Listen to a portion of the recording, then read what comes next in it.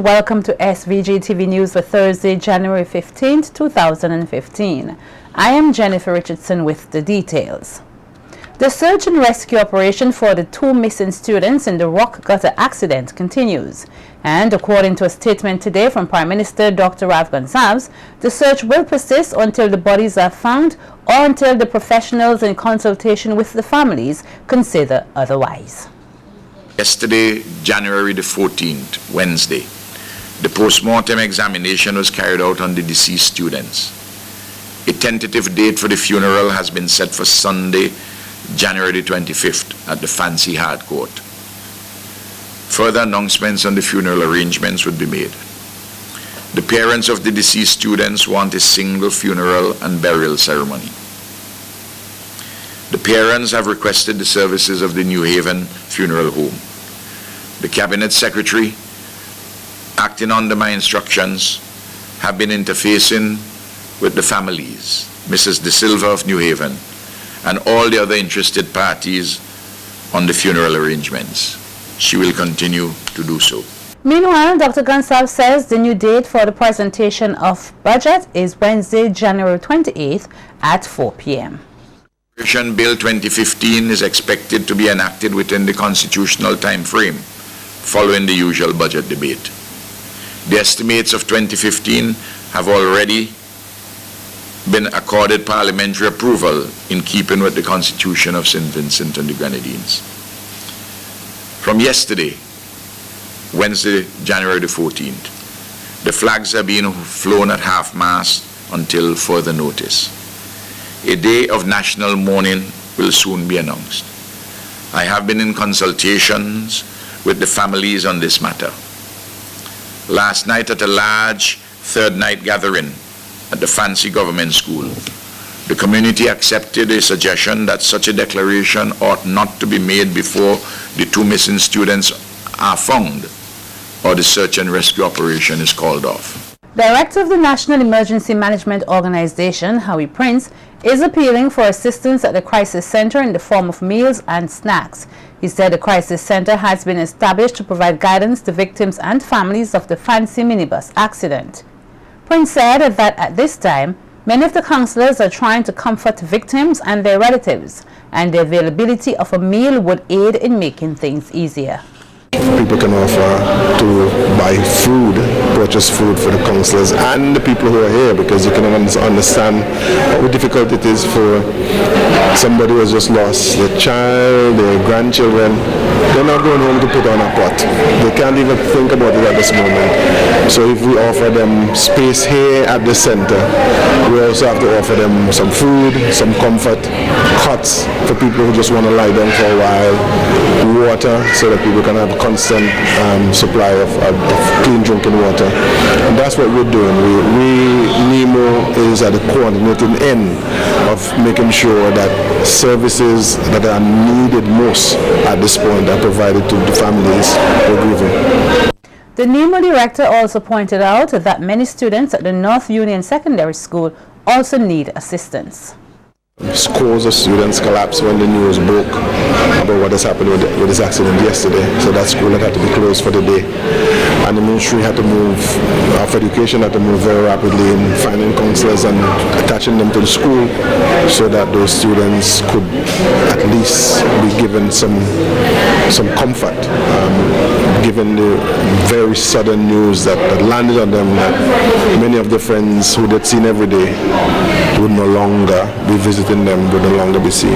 Donovan Nanton, driver of the minibus age 636 involved in the rock gutter incident, said he is still in shock by the accident which left 5 dead, 2 missing. In an interview with SVG-TV News, the 35-year-old, while not going into the details of the accident, said that he was truly sorry as he was close to everyone on board since most of the passengers were his relatives. As a driver, I always learn not to really panic about anything, you know. But it's just how life goes.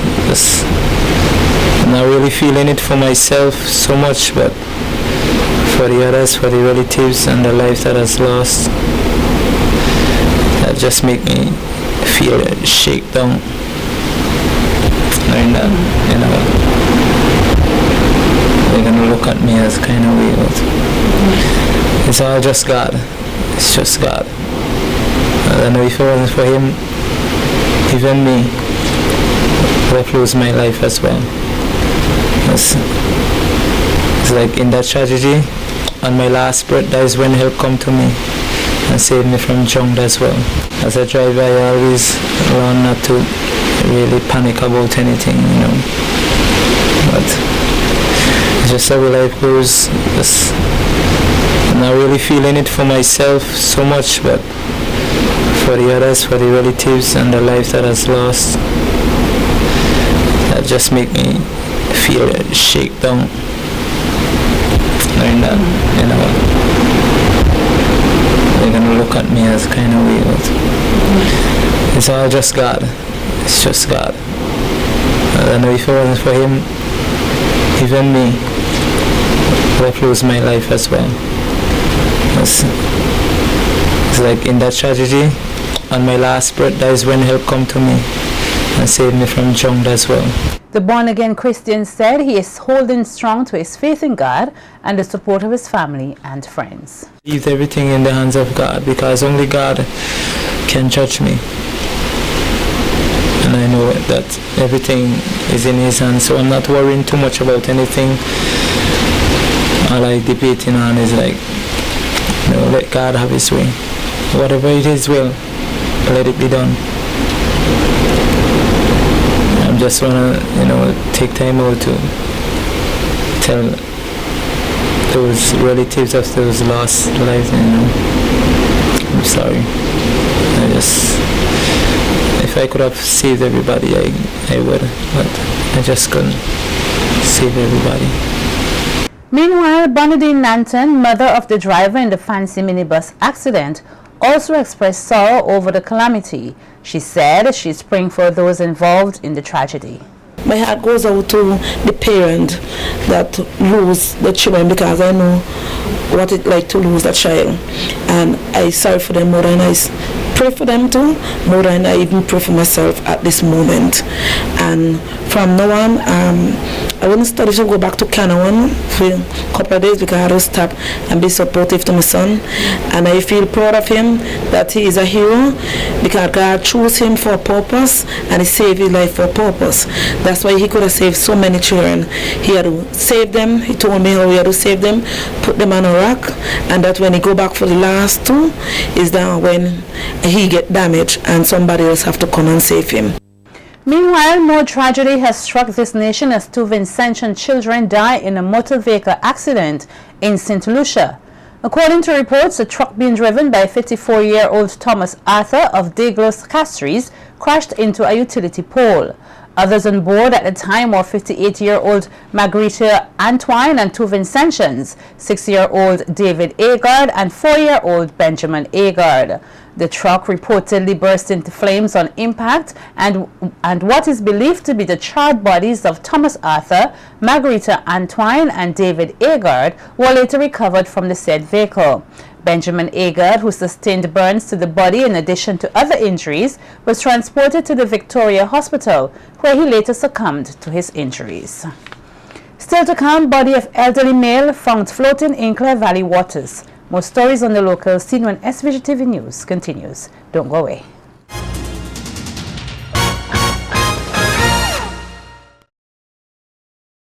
What was believed to be a turtle floating around in the Clare Valley Bay turned out to be the body of Royford Peter May of Arnisvale. According to police reports, the corpse of the 74-year-old, who is originally from Greggs, was seen floating in the waters of Clare Valley around 10 a.m. SVG-TV News was on the scene and interviewed Sarah Cordis, who was the first to spot the corpse. She told SVG-TV News that she summoned her son, Reynold Cordis, and upon investigation realized that it was a dead person. The authorities were then alerted. The Coast Guard retrieved the body from the sea and a post-mortem is expected to be conducted. We hear more from the 80-year-old grandmother. I hear this when I'm the bus in this morning, so I come out and I sit down here and look in. When I go I see something, I say that looks like a turtle. And I look, I call my son-in-law, which is Wayne, and he go and he call and sit down like a total lady. When he go, he do so, oh God, that a dead man. And that was it. And I don't know where people come from. There's a whole of cavalry, and then I see the load of policemen and them, and women come. Meanwhile, fisherman Ronald Corday said that the corpse was pantsless with lacerations on the head. I went inside and then I heard my brother-in-law call me and tell me, boy, the thing looked unusual. It looked like a person who was there. So I said, okay then. I went for my glass, my diving glass. I get out there, I saw, well, I stayed distance first. And then when I looked properly, the water was kind of whitey. Then I looked properly, I saw like, I could see like foot. So then I went close and then I shot out, call the police, say somebody here dead. Yeah, well, it looked ageable to me. He was in a short, a t-shirt, and he was bare bottom. Age will say like 50, 40? Nah, probably in the 70s. Looking decomposed? No, not really. It looked not too long die. It looked so to me because I could see cut in his face and then still seeing blood, like fresh blood, like, yeah. Vincentians are encouraged to become familiar with the religious and cultural peculiarities of the various ethnic groups living around them. According to converted Muslim Anthony Bacchus, a lack of knowledge, particularly about the Muslim faith, can result in persons being discriminated against, and it is his wish that everyone respects the rights of others. People in St. Vincent are ignorant toward Islam, the lack of knowledge. Sometimes I would get disrespected. Sometimes I would, not be treated fairly in reference to places where I lived. Because I'm a Muslim, they think I'm a wicked and evil person. I would like to see that everyone study and obtain knowledge of themselves and the truth about the Creator, Allah.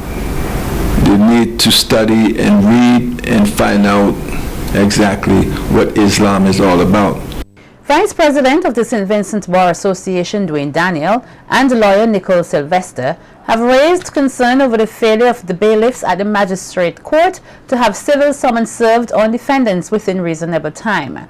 Their concerns were raised earlier today at the Kingston Magistrate Court when the majority of cases that were listed to be heard could not be heard because the defendants had not been served.